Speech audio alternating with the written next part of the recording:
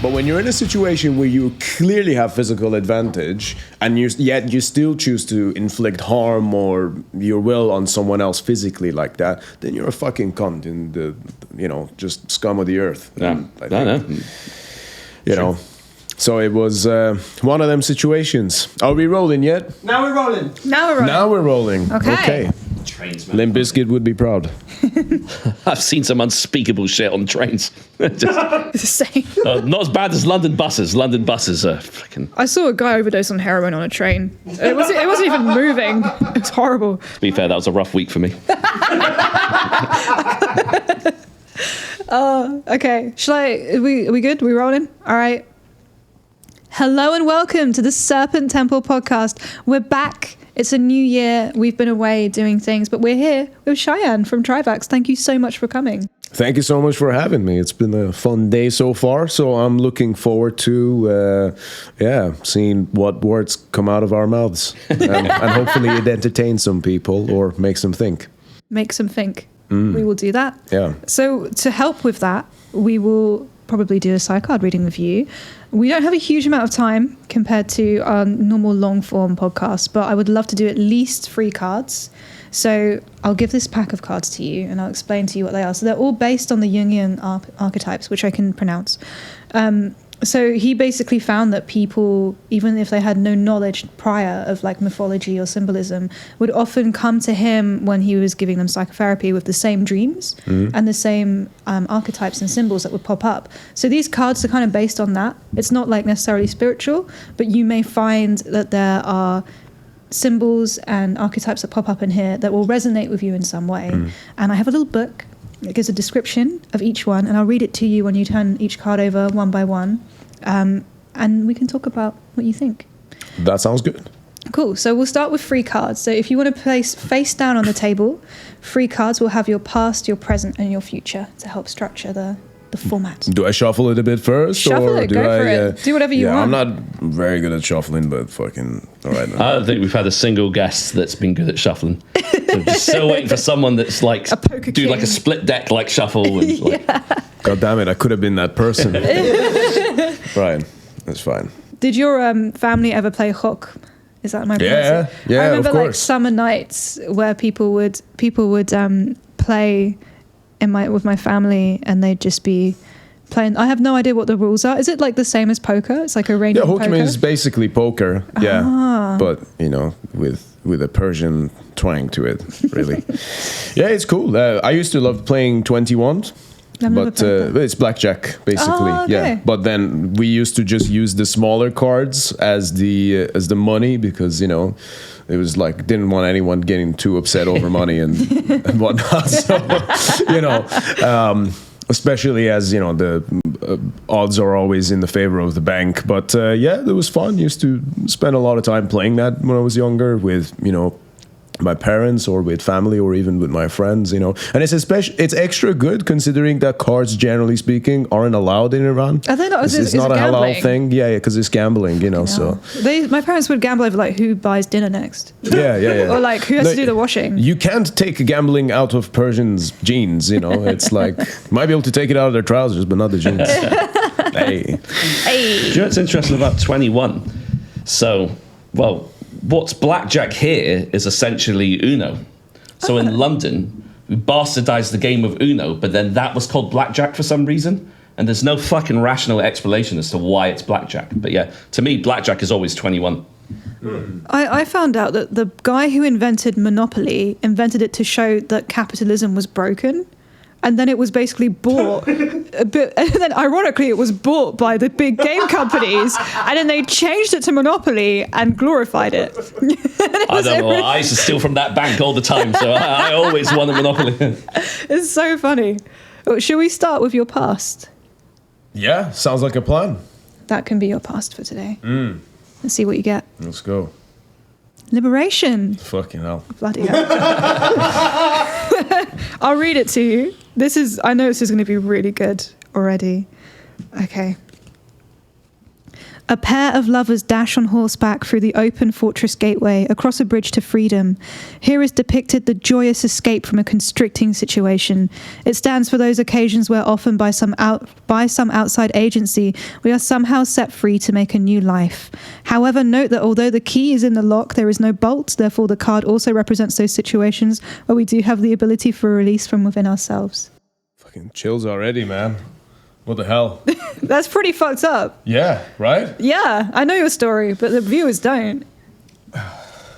Yeah, well, I guess, it all starts being born and raised in Iran, in the Islamic Republic of Iran, not the real Iran, That has a big impact on things, And Iran, as I've kind of grown a bit older, tried to understand the different implications of it, what that society really is like. It's very much an Orwellian situation. It's very much 1984. It's a crazy thing. It's a form of a mind disease that exists not just within the governing powers there, but within pretty much every single individual, Even I myself, at one point, it's like there were times where, especially as a teenager, you would think, oh my God, why am I questioning this? And by questioning this, of course, I'm talking about the heavily religious restriction placed on the country and the culture as a whole. And the stronghold that it has on society is undeniable. You can't separate that at all. And I think that the history that we've had, especially in the last, I would say, 4 decades, with it coinciding with the Iran-Iraq war, I think a lot of that kind of had a very negative sort of imprint on everyone's psychology, all the way from obviously 1979 up until now. So all of that to say that it's an environment where you're not allowed to question religion, you're not allowed to question authority, you're not allowed to question the people who represent those things that I just mentioned. And if you do, then that can have pretty severe consequences. And of course, in my position, I wanted to play heavy metal music. It was the thing that I felt like as a person finally gave me a voice that even the religion I didn't feel was able to offer me, because I should probably be transparent about the fact that at the time of me discovering heavy metal, I was actually a practicing Muslim when I was age 13 years old or whatever. So it's actually something that not only I took seriously, I even used to encourage the rest of my friends, you should really pray, you should do this and that, All of that, of course, came from a good place of genuinely not wanting good for myself, but for other people. I guess this is kind of how everyone gets trapped into the whole thing, and that's probably how Jehovah's Witness people work as well. But when I discovered heavy metal, it was like a new level of freedom, liberation. It's like, holy shit. That voice that I had never thought I could have, because at a younger age, I always considered myself very much like a beta person. I was like, oh, this heavy metal thing is the opposite of that. I feel like I am in charge now when I listen to this and when I play this. And it just gave me that weapon. And then that weapon was something that heavily went against the rules of the state, morally and legally and so on. So, yeah, it was a tough time, but also being here, sat here right now, I wouldn't change a thing about it. I'm glad that I went through those frictions at such a young age, because it forced me to make pretty radical decisions about my approach to life in general. And that's not something that's ever changed or become nullified as I've spent time here in a supposedly free society. So, yeah. Yeah, I feel like the song Alpha Predator kind of embodies that, right? Yeah, that song is kind of like, it's about embracing the murderer in you. And that is not necessarily to go on a killing spree and fucking, necessarily from a place of causing harm, although that can be included, but it's mostly from a place of fucking cutting down on the shackles in your mind, the limits that you think, oh, I'm not going to do this so that I don't get this repercussion, but rather saying, even if my most authentic self is to go that far, so be it. I'll accept the consequences. That's what that song really says. And if you pay attention, the whole song is like, oh, alpha predator, murder, the last one, hell yeah, epics. But then at the very end of the song says, cursed be the eye, omega at heart all along. And that's what that's really alluding to, and it's that, the end of the day, you're just trying to fucking discover who you are, really. And that's the path of being authentic that's where it takes you. It's not how you get to discover the world, but you have to discover within first and then without. I've got to ask, so what was the band that did it for you? Nina's got an interesting one. It's System of a Down and Akakoka for Nina. So what was the song or the band that really kind of ignited that fire? The Metallica. Straight, like, no questions, Something very unusual happened. Like, just the moment I saw James, the volume of the TV was off. Because I was like maybe, 13 years old? And this was on satellite TV, which is illegal in Iran. But it's like weed in the UK. It's illegal, but everyone has it, So, and... yeah, I just saw this music video come on TV, and I was already really into music, and I always used to make notes of bands and stuff, like music videos or CDs or whatever. I was really into that. And actually, as a 9-year-old, it was my dream to become a DJ when I grew up, because at that age, I was really into techno and things like that.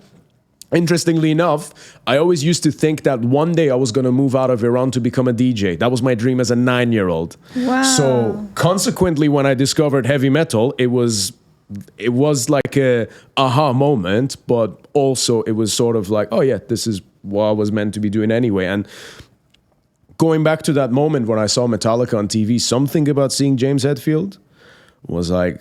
it was a very strange moment in my life, because at the time it seemed such a surface thing of,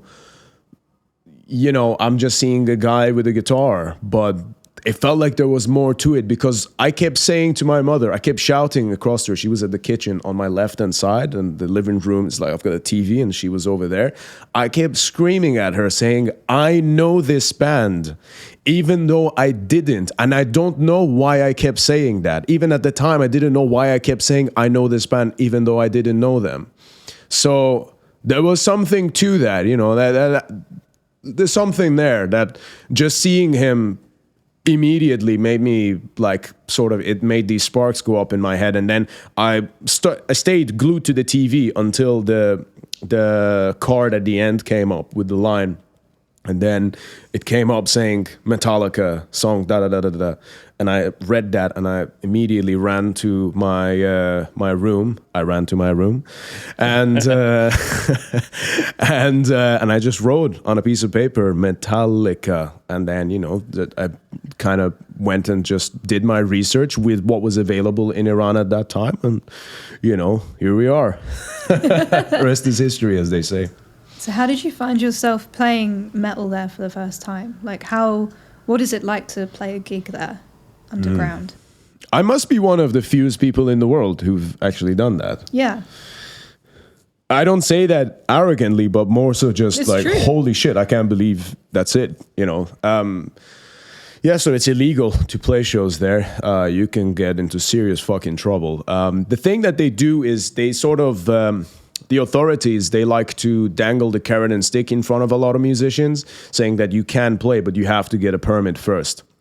In order to get a permit, you have to majorly alter what it is that you're doing. So no vocals are allowed, no English lyrics, if so. Women aren't allowed to sing, and there's a lot of various different things, which is, by the way, as a little bracket, why I appreciate what you're doing so much, okay? And especially doing it in our native tongue, that's a big deal. That's a really big fuck you to them, and I love that. That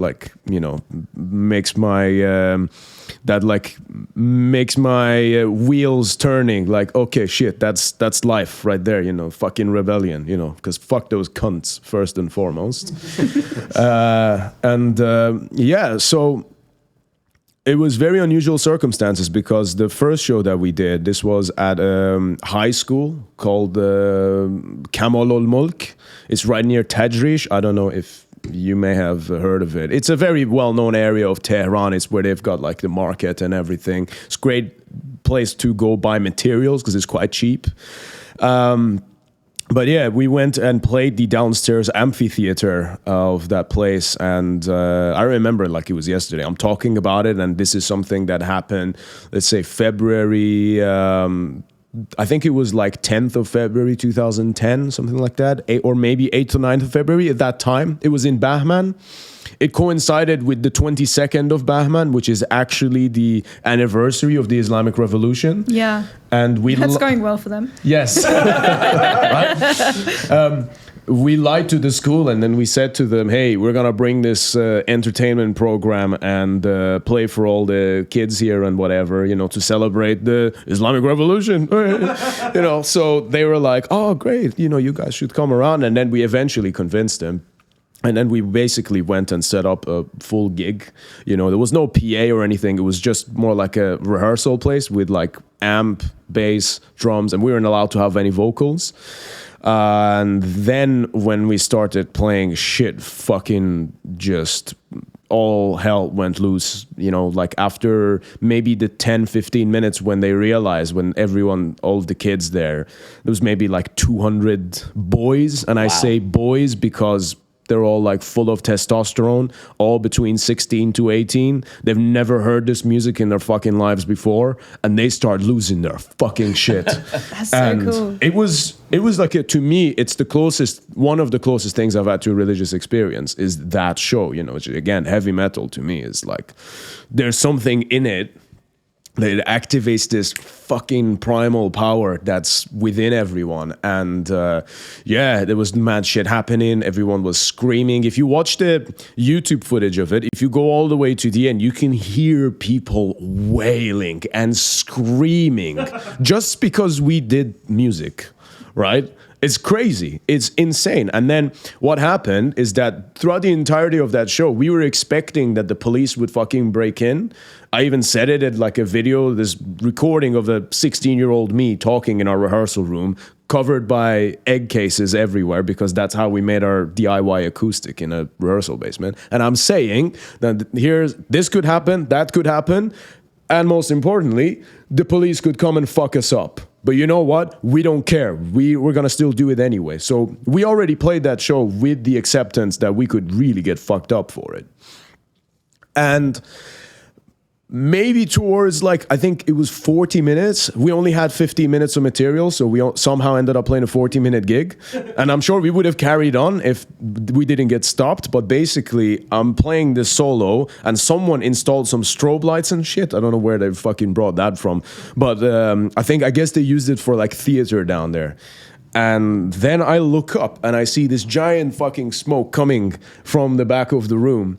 And my immediate thought is tear gas. That's the police. Let's fucking go. If this is it, if this is the end, let's fucking go. But then through the middle of that smoke, I see, you know, like I get fucking geared up, and I'm like, 16-year-old again, you know, it's just wild to even think that as a 16-year-old, that, oh yeah, you know what, I'm going to do something, but then I might get really fucked up for it. You know, not many people get to face that, which is why I say I'm grateful that I had the opportunity to feel that way. But in the middle of the fucking smoke, I see the headmaster of the school with a set of papers in his hand going, everyone get the fuck out of here, this and that. I was like, oh, okay. And then I was still little bit, you know, scared, but also very pugilistic. That was my mindset. And, but then we sort of cleared things out, and then all that it turned out to be was that the kids got so excited they set the back of the room on fire with cigarettes. What the hell? So we actually got away. No one got hurt. And then that was like the first taste of playing a show. And I've never been the same since then. It was like, right then. So this is what being a human, you can go to these places up here that you can feel that much power, you know, and the interactions that I had, you know, at that time, you know, up until that point, I kind of felt like it was just like, not that I was a nobody as such, because I was always somehow well respected within my family, even as a young kid. I don't know why, but I guess I just was. But when I got to that, I was like, oh, okay, we might be onto something here. So yeah, playing shows in Iran is extremely dangerous. It's it could not only cost you your freedom, it could maybe even cost you your life, because as soon as they slap the Satanist or anti-government or blasphemy thing on you, Corruption on earth, waging war against God. exactly, Yeah. then you get completely fucked up because of it. And that's what it is. And we did what we did knowing the consequences. I'm glad that I still get to live to tell the tale and actually play shows here for real, But I also must admit, there's a part of me that misses that, Like, it's great playing shows in the UK, like playing the O2 Academy at Islington, where we did our album launch show, and then it's like fucking, there's real metalheads, there's people that, wow, they're really there just for that music. And it's amazing the reaction that we've had just globally. It really makes me feel honored, because that's all we wanted to do, was just to play music and share it. But there's that tiny part of me still that just itches for conflict. Was it like the danger and Yeah, because I think metal is supposed to be dangerous, and I'm lucky that I got to really feel that. And yeah, there's a part of me that's like, I want to play for those kind of people who've never had the opportunity to, watch a show, rather than think that, oh, we'll watch this support band. I want to go grab a beer, so I'll just watch the support band from there. Or, oh, I got to take a phone call. Oh, this and that, this, because we get used to it. I am like this now sometimes when I watch shows. But what I like is that watching that show alone means life and death for you. And so does playing it. That's what I miss, Yeah. I think we'd all become quite jaded with gigs, like, prior to the pandemic, right? It was we were spoiled. And it was just like, a band would roll into town and you'd be like, I'll catch them next year. But now it's like, obviously not even anywhere fucking near close what you experienced. But like when live music was coming back, like I was thinking, fuck it, man. We should just be putting on gigs and just fuck it, just put them on and then just see what happens. But I think it was, maybe just like craving that element of kind of like fucking danger and just saying like, fuck it. Like, I can't believe they're trying to take music away. And look at all the venues that have suffered as a result of like, Yeah. And in Iran as well, like if they arrest you, it's not just like, oh no, you've been arrested. It's like you may never see the light of day again. And the way they treat people in prison there is horrific. So it's so much scarier, the idea of the police coming. I think maybe some people listening are imagining like, maybe like going to a protest here, but there it's like, they will disappear you and your family will never find your body again, is like a common occurrence for people who break the law. Absolutely. I recently had Nikon from the band Confess Oh, cool. on Iblis Manifestations, my podcast. He explained basically what his experience was like going to Evin. I'm sure you know where Evin is. Yeah, I have family who've been to Evin, who stayed there. Yeah. It's rough. It's, like some of the descriptions of prison. I had a family member that was in prison for 10 years. Uh-huh. And they're like a writer now, and they talk about it. And like there was a prison called, they had something called the Graves. Have you heard about the Graves? I don't believe I have, no. They're like literally coffin-shaped holes in the floor where they would keep prisoners for like months and years. And like you can't even stand, and they chain you up and you're just in there, like on your own, solitary confinement. Most people would just kill themselves or lose their minds. It's like, it sounds horrific, just so terrible. Yeah, it is, and, if you get arrested, even if they release you, fuck knows what they do to these people, because they, release all these young kids, and then they go home, and then 2 days later, they just drop dead. Yeah, they give them like drugs, like injections and pills, and so many. This is recent, and like they do it to fucking school children. Like they gas school children for just being vaguely rebellious. That wasn't long ago. No, it was very recent. Yeah, there's still shit like that happening right now. Yeah, well, and that's exactly what it is. And I think, just us talking about it, us doing what we do, but then also pushing forward on the music front. I think that, on one hand, you could say, oh, you're just, playing music, there's no money in it, whatever. I don't give a fuck. People that do this for money. This is a statement. Yeah. This is a statement for our freedom, okay? And And that's why I was very excited to have you involved with the project that we've just been working on. I don't know how much we can fucking get into it. Probably not a lot, but It's your call. It's your project, so... I think I've said enough. Okay. Point being that we're making a fucking statement, and everything that we do is in line with that trajectory, is liberation. Should we move to the present? Let's go. The tree. 23. The tree. Let me read it to you. The tree, a stylized tree with roots and foliage equally emphasized, is shown. This card symbolizes growth, knowledge, and development. It is the tree of life with its roots deep in the soil and past, giving strength to its branches. It stands for tradition, protection, and strength of the family tree that links all men together. That reminds me of what we were talking about earlier, about being buried. The soil we want to be buried in. Yeah, it's so interesting. Yeah, it's...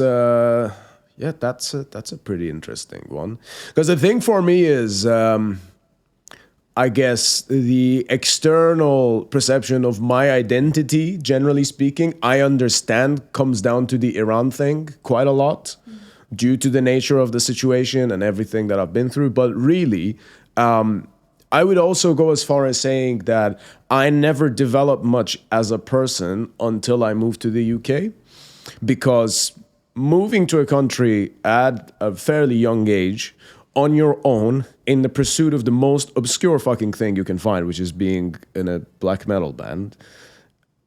And all of this whilst having no family here, having no friends here, not knowing a single person. And the UK is, I would maybe say, if you've never been before, if you don't know what it's like, it is a pretty fucking ruthless place to be in if you don't know how things work. And not just speaking on like a financial front, although that can certainly be a part of it. I guess most places can be like that, but it's the cultural aspect of it, because it's very hard to understand people if you've been born and raised in a completely different place. That cultural shock, I could never explain to anyone how drastic that was.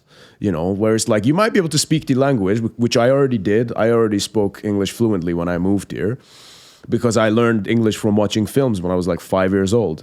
But that massive, drastic difference between the cultures, it takes a lot. You really have to give it time to forge your personality. And you can't be stubborn, because you really have to learn to adapt to a new culture completely, a new way of people.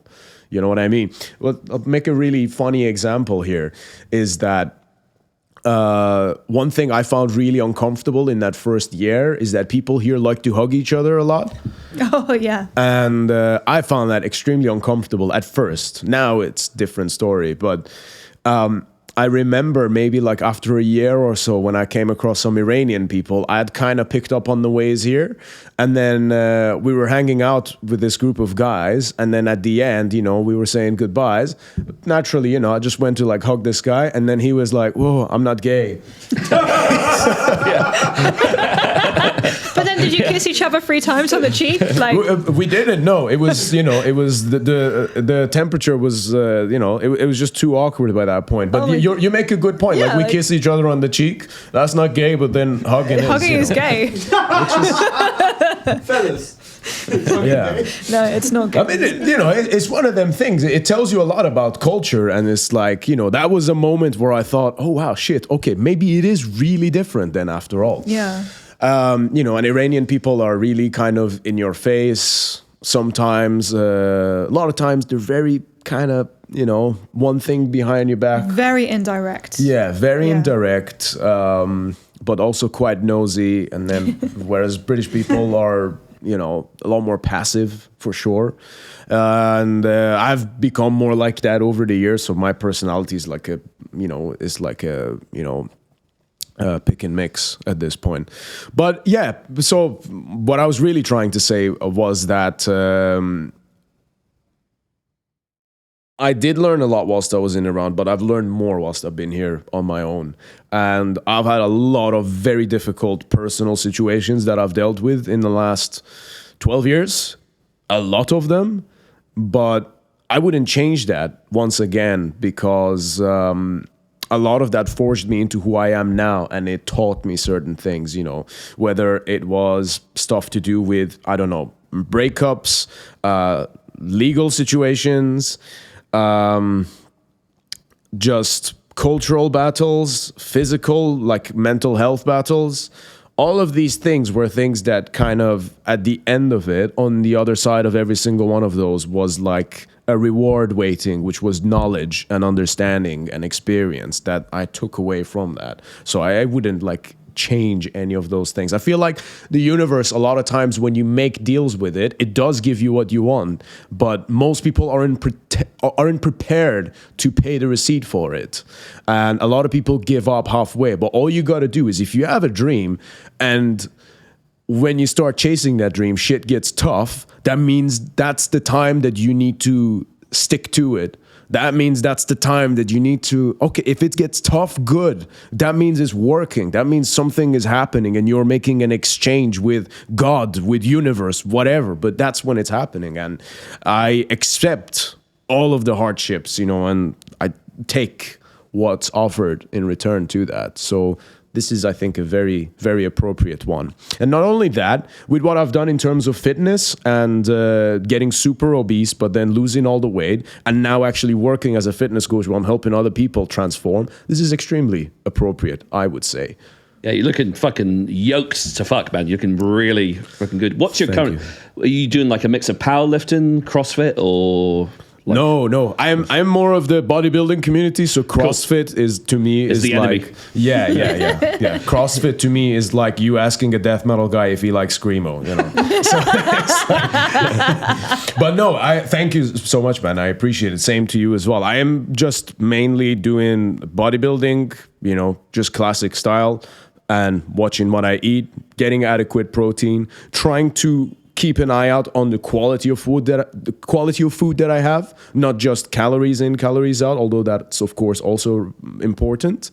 And yeah, you know, just finding the balance of struggling, recovering, and you know, that's generally how I guess it gets better. You know, for me, it's a very philosophical thing. Yeah. Training. It's before I did it, I always used to think it's this egotistical bullshit thing of, you know, look at me. You know, I always used to relate training and weightlifting to like Instagram influencers and pink colors and, you know, like this flashy neon bullshit version of life, which I fucking despised. And then as I got into it, I realized it's a philosophy of iron and actually becoming a better human being and becoming more resilient. And what it has done for me mentally is unparalleled. Like, there's nothing better than going and lifting weights and whatever. This is the way I convinced myself to do it. I said, my mind already hurts, so let me make my body hurt, so the two align. And even though I kind of said that jokingly, that actually ended up working out, because right now I don't feel like I have depression. I don't feel like I have anxiety. I actually feel like I'm in pretty good fucking control of my life, which I guess not many black metal musicians can say. But it's true. Yeah. It's true. And, you know, I wouldn't change that for a fucking thing. And I will stick to this exact same path. There's no denial about it. So, yeah, that's one thing that I'll always be shouting from the rooftops is get control of your physical health, because it's the most important the mental thing. Benefits are the best thing about working out. It's literally like, it's what drives me to keep doing it. Yeah, absolutely, man. Absolutely. I can't imagine what my life would be like if I didn't do it. I can't imagine how I would feel if I didn't do it. It would be some half-life, dead fucking waste of an existence to me by my own standards now. And I think you need struggle in life to be normal anyway, because like we were saying earlier, we've grown up in a society where all of the real comforts, all of the necessities are already provided. So you already have a roof over your head, and you've already got access to food. You've already got access to social media or whatever, although that's a very different thing. But generally speaking, all of those very basic needs are already met. So we start looking for problems in other things. But sometimes I find that if you just take your life and kind of strip it back and focus on the necessities, you'll feel a lot better. You'll feel a lot, and you realize that a lot of shit don't fucking matter. If someone came and like commented some bullshit on your post, guess what? It don't fucking matter. It really doesn't. Right? You can just live your life and just be yourself and be authentic and just be grateful to be fucking alive. God damn it. Every person who's alive right now is the semen that reached the fucking egg. That in itself is statistically an extreme minority. Yeah. Exactly. Yeah. You already won the lottery and you're fucking alive. Wake up. And you've had this massive lineage of people that came behind you and before you, and now you're complaining that, oh, my pumpkin spice latte didn't have my right name spelling on it. Go fuck yourself. You know what I'm saying? Yeah. Oh, yeah. So I've got to ask, have you got like a favorite exercise or one that you just always love training?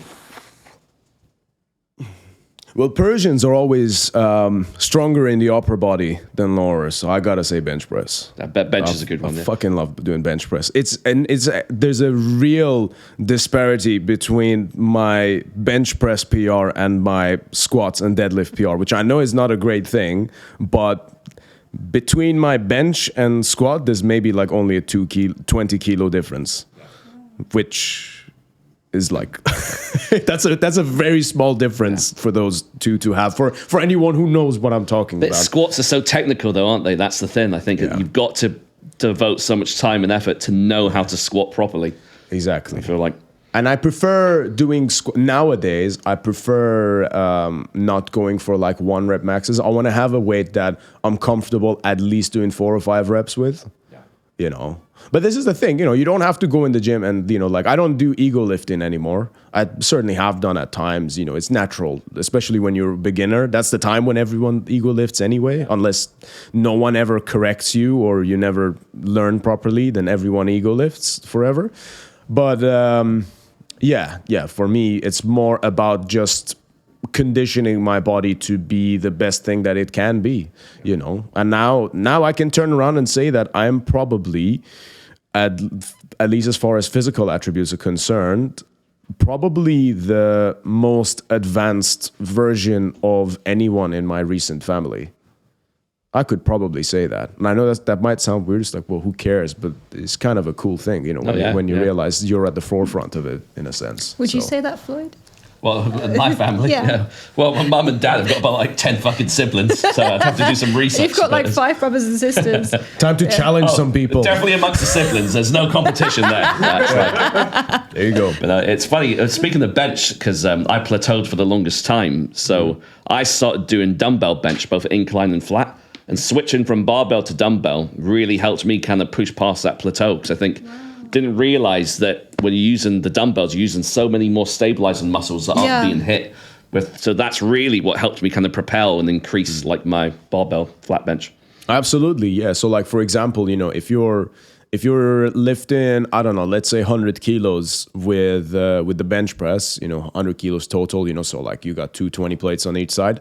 When it comes to dumbbells, you would probably be closer to lifting maybe 40 each side or like 38 or something. And I think there's, the part of that is because it is more difficult. And stability and all that is very important. That's something I've gone more into recently. It's just having good core strength, doing awkward lifts and stuff rather than just doing it for, looking pretty and whatever. And that's been pretty cool, man. I just love it, anything with physical exercise, physical challenge. I'm really big into cold exposure. Oh, yeah.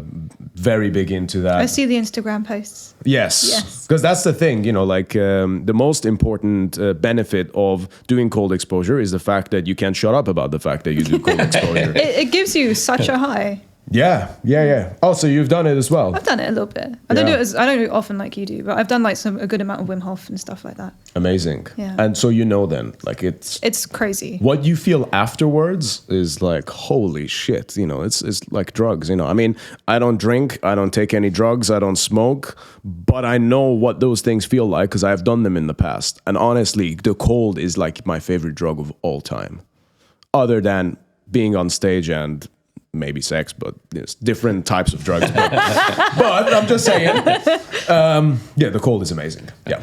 I really want to try the clubs, man. The one day I want to try, the Iranian... the Iron Sheik. Zulkhane. I really want to train in the Zulkhane before I die. Yeah. That's my dream. Because they banned women recently. The meal. Yeah. Do you follow that Persian yoga guy on Instagram? You'd love his account. I thought I was the Persian yoga guy. He's got he makes his own meal and he's got the shields and he shows people. He travels the world and does seminars showing people how to do it. And he trains women. It's really cool. And he just shows you how to do it. I benched for the first time 2 weeks ago. I've been lifting for years. I had a big break because of long COVID, but then I went. I went to a gym and the guy was showing me and he showed me how to do the barbell bench. And I was like, oh, I'm gonna suck. But it was easy. Mm-hmm. And I did 10 reps on 25 and he was like, that's weird. That's good. Yeah, it's not bad for a first go. I was like, okay, I am ego lifting a bit here, but I'm looking forward to benching again. I want to see how high I can go. Amazing. It's great. It's great for you and you just feel good when you put it to the test, And I think if you're not testing yourself physically, then it's that's the thing that made you survive and come this far. So that there's a reason why so many people feel depressed is because they're neglecting their bodies, and it's one of them things. You can't fucking force people to do it, And in all fairness, if in people's defense, most of what they eat is not even real food. Most of what's sold to us is not real food. If you go to a supermarket, 95% of it is just fucking processed garbage. And even the pure ingredients that you buy, they'll still have some traces of bullshit on them, whether it's with glyphosates and the pesticides, or if it's the meat, you'll still get the antibiotics and the steroids and all the grains and shit that they have, which actually get stored in the animal fat. So, and we're surrounded by EMFs and all kinds of different pollution, and then there's mental pollution, there's news everywhere, everyone's got 15-second attention spans thanks to fucking TikTok and China, and listen, it's a whole thing. It's difficult, it's a lot to be, it's a lot to go through, but we can do it, we can manage it. We need to just get our priorities right, that's all. I remember you telling me about the microplastics in all the fish. Yeah, and now it's in our blood and it's in all the water. We're fucked. With phthalates, they actually, what microplastics are doing, they're making people's taints smaller. Really? Yes. Sorry. I was like, that explains so much. You got less space to tickle the taints now. But what that actually means is that it's actually lowering people's fertilities and actually reducing dick size. And, Well, shit. Hasn't hit me yet, brother. There's like a fertility crisis. Game knows game, brother. Yeah, but of course, down the line, let's say, 50 years from now, it might be a problem, so, yeah. Wow.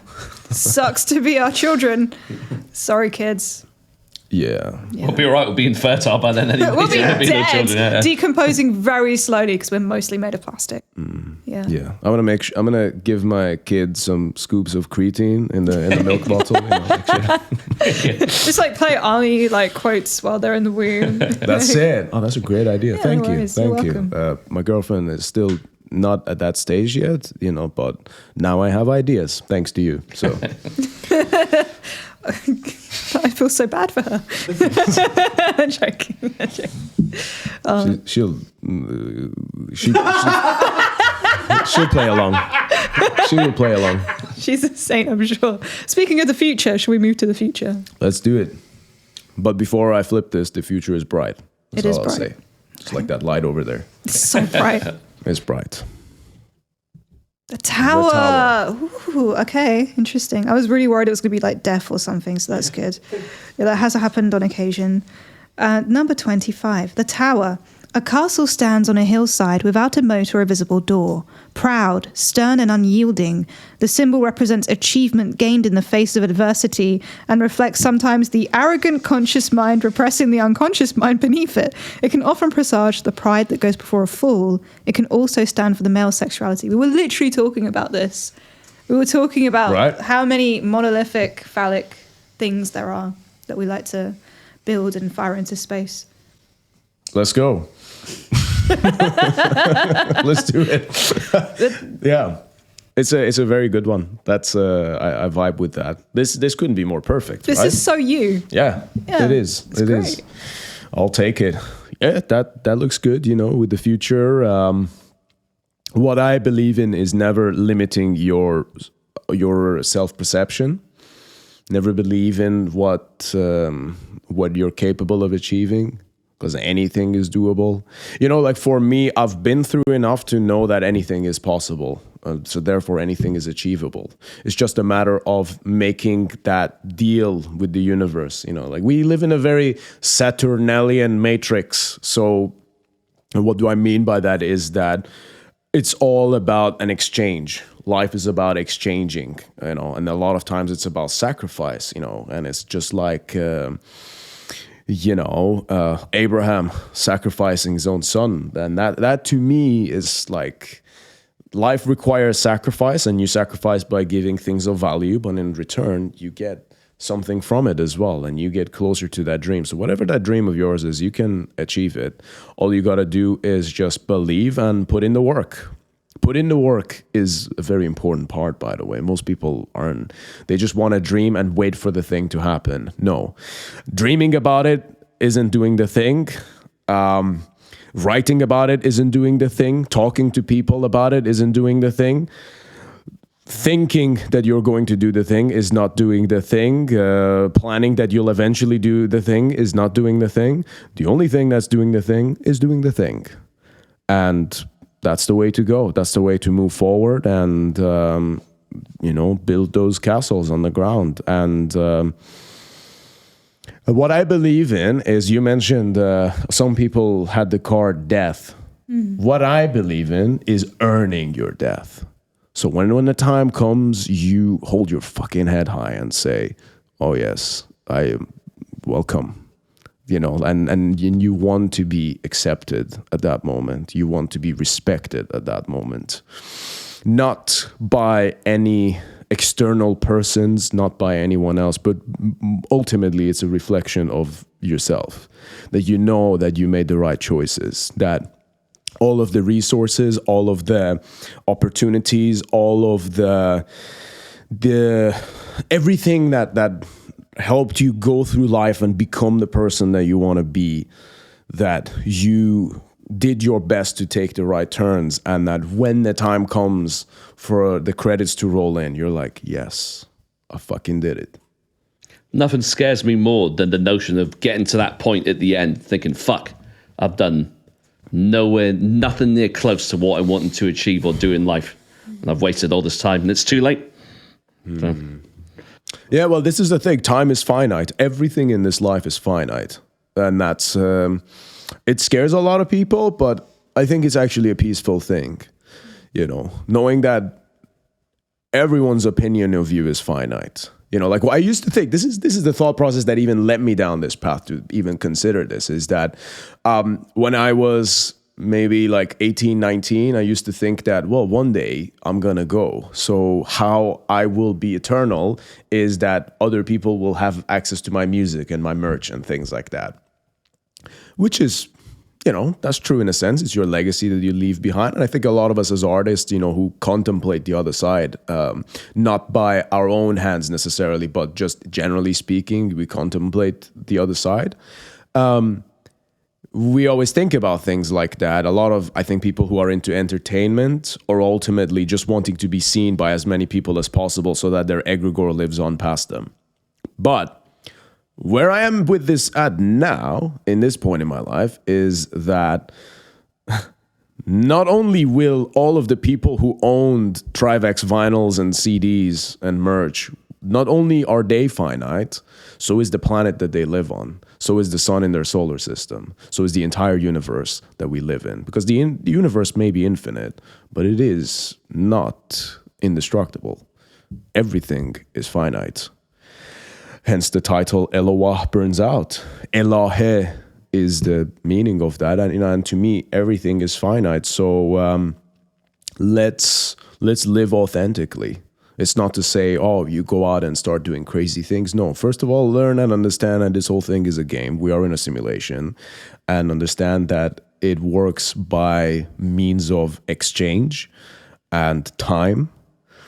Just like when you go to work, you are not there because of your skill. You're there because of your time. And this is the exchange. So let's use that time wisely. That's our biggest and best currency. And I'm going to spend mine putting all the bricks together to build that fucking tower right there. So there we go. We often have like two, if we have time, which I think we might Have two parsley. additional. We love a bit of Sapsi. We'll have like, we often have two additional cards. So this would be the motivating card. Mm-hmm. This would be the thing that drives you forward. And we'd have the goal card, the thing that you're being driven towards. So if you want to see what those are, you're more than welcome to take two and flip them over. So this one's the motivation, and then we got the goal. Yeah, that's right. All right. That would be cool. It's you seem very concerned with those. Like a lot of what you say is about motivation and where you're going. And I'd be really curious to see what you get. All right, then. Let's go. Death. What the fuck? Who shuffled these? There's some card counting going on here. Thank you, God. Wow. Oh my God, that's crazy. I mean, I can read that one for you, but it's pretty self-explanatory. I already explained it before it came. I mean, yeah. Do you want to see like your motivate what you're going towards? I'm so freaked out by that. No, that's it. Nailed it. Everything is finite. Everything you don't want to. There's no goal. It's just the goal is already. This is the thing. Make Interesting. every decision. No. Oh my. Yes. خدای شکرت.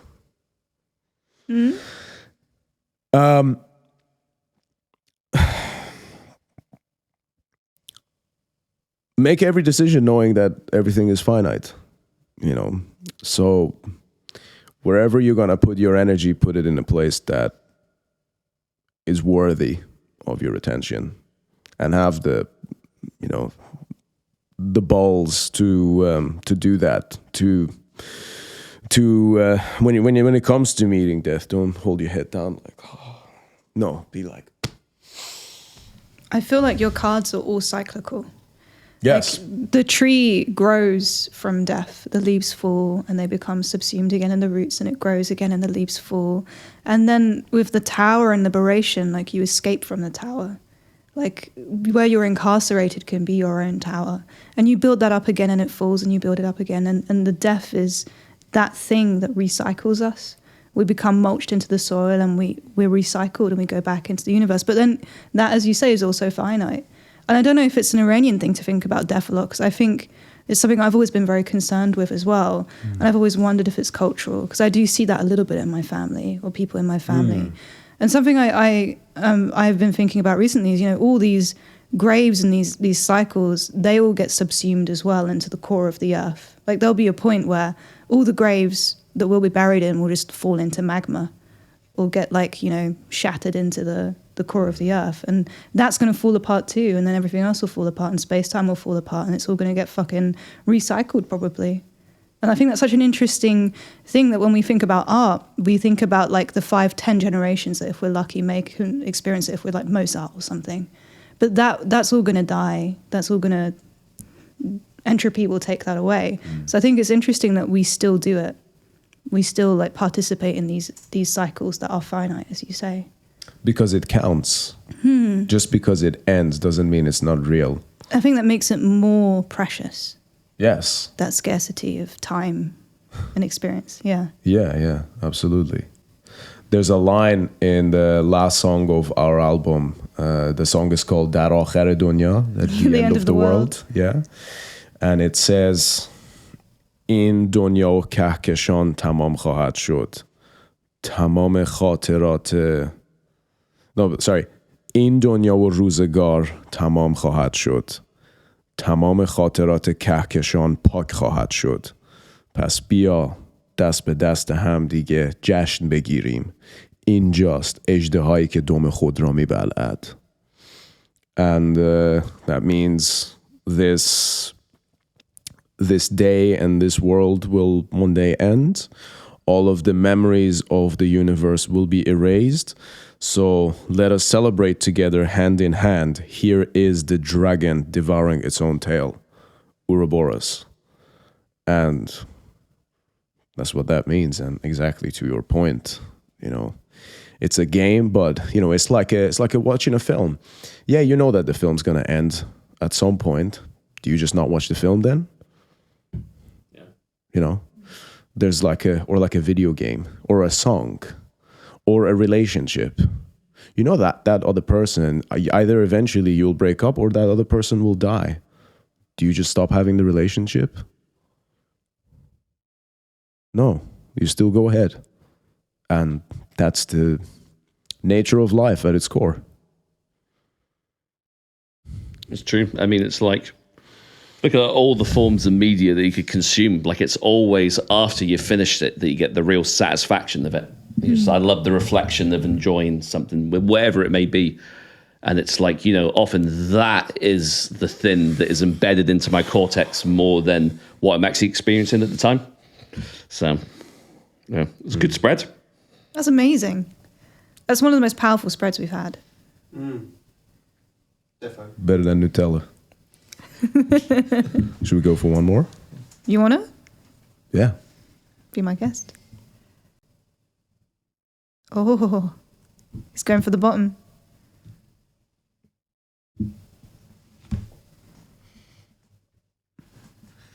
The home. Bloody hell.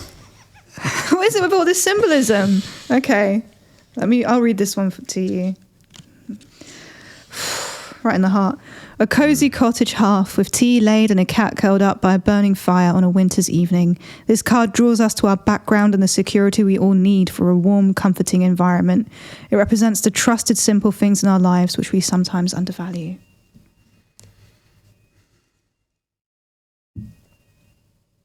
Yeah. That is definitely a goal that I can imagine would be a very powerful one for you. Yeah. We're both fucking weeping.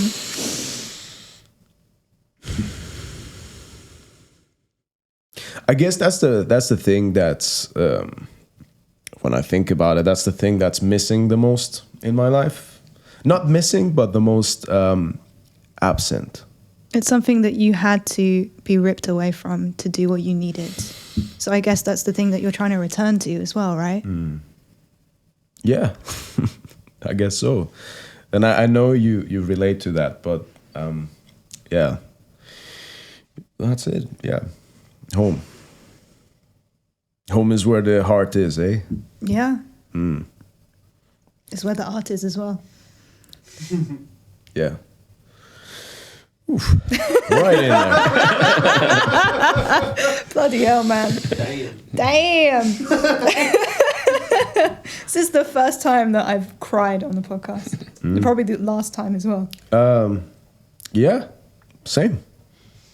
I don't think this has happened on video for me before, but it's worthy. It's worth it.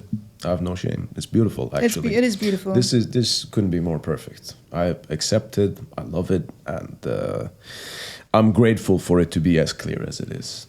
Not many people have that, so. I think it's really special that we got to experience that with you and that you shared it with us. Thank you. No, thank you so much for the experience. I'm very grateful. It's really beautiful, and it's so special to have met you as well, because there is no one else that has come close to. I mean, your experience is very different, but I understand it, and I don't think there are many other people that I could understand who could also understand how I feel as well.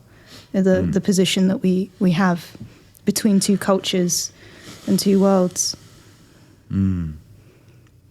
Yes, like some emotions aren't for everyone to understand. Yeah. There are things that only you feel to yourself, and in your own solitude or whatever, and no one else knows the weight of it. No one else knows what. And you know what? That's fine. Yeah. It's okay for some things to be like that, maybe. But it's nice. Actually, no, I say that. I do say that, but I actually think it's really valuable to understand that that's something that's shared, actually. And that perhaps you're not always alone, whatever that suffering is, that's, pulling down on your heartstrings or experience or whatever. That's something that ultimately that may be unique to you, but we're also all connected as human beings. And, and there's value to that. And there's value to being unique. There's value to, having things. And then if you're the only person who sees the world in a certain specific way, which we all are, after all, that's okay. That's okay. Just be authentic. It might be scary, it might be lonely, and it might be terrifying, and it might feel like it doesn't suit the world around you. Doesn't matter. Just be yourself. You've got the chance to be alive, so just be real. I think, you can't underestimate the impact of being authentic, because, take yourself when you saw Metallica on TV for the first time, right? You playing that show in that high school with those 200 kids. Who's to say how many of those kids would have saw that, and that would have opened their mind to a world that was previously unavailable to them? That's true. Yeah. You've cast your pebble into the universe that could have a ripple effect that could really cause, be something truly proud of. This is very important to me because I actually fully see that that's how it could work. So to me, rather than be focused on influencing people or having an impact, this and that, I think it all starts in here. You start working by what's within you, and as long as you're authentic and as long as you do what you do with utmost passion and love, which is what we have, whether it's with what I do with Trivax, absolutely, I love every second of it. There's not a moment you'll ever find me complaining, even if I have to deal with this is a slight reference to a conversation prior to this podcast. But even if I have to deal with that, I love it. I love the fact that I had the opportunity to, be in this life and to live this and to be who I am and do all of these things, whether it's with the podcast, with what I do as a fitness coach, or what I do, as long as I'm authentic, then it's up to the rest of the world to come and grab whatever pieces they want, and then they run with the ball themselves. It's like, it's okay. That's how we grow, and that's how we evolve. That's how we become better human beings. There's just like a perfect example of that, the fitness thing. Most people who want to come and get me to coach them, they don't do that because they suddenly had whatever. They usually see what I was able to do, and they're like, oh fuck, I want to do that, and I help them do it. It's possible. They have to put in the work, but I show them how to do it, and then it works, and then we get results. But ultimately, that all happened because I made a decision. I needed to improve my life. I needed to change shit. I wasn't happy with how things were. I'm happier. I'm still not satisfied, so it's not gonna stop. But yeah, that's how it works. Be authentic, be real, and this was one of my favorite sayings, actually. This came to me at a very interesting moment, right? I ended up helping this Iranian lady at a hospital one time. This was like maybe a year and a half ago, and I helped translate for her. She had like a miscarriage, but she didn't speak a word of English. So I helped her with the, basically translation in the a radiology department, and I taught her like how to, basically translated what the nurse was saying to her, and then I sorted it out, like a taxi for her and everything, and at the very end, she said something to me that I keep saying to myself now whenever, shit's going wild in my life, which is, pretty often, as controlled as I am and as much as I try and, and she said, "Harchi dorost bashe hamun beshe." And this just fucking it got stuck to me, it got glued to me. And what it means is, whatever's right, let it be. Whatever's right, may that happen. And I keep saying that. Harchi durost bashe hamun beshe. Harchi durost bashe hamun beshe. Yeah. Boom. There it Voila. is. Thank you so much, Shayan. That was amazing. Thank you so much. I really appreciate you guys having me here and for everything. It was great, and congrats on everything with Trivax and Iblis Manifestations. It's some great content.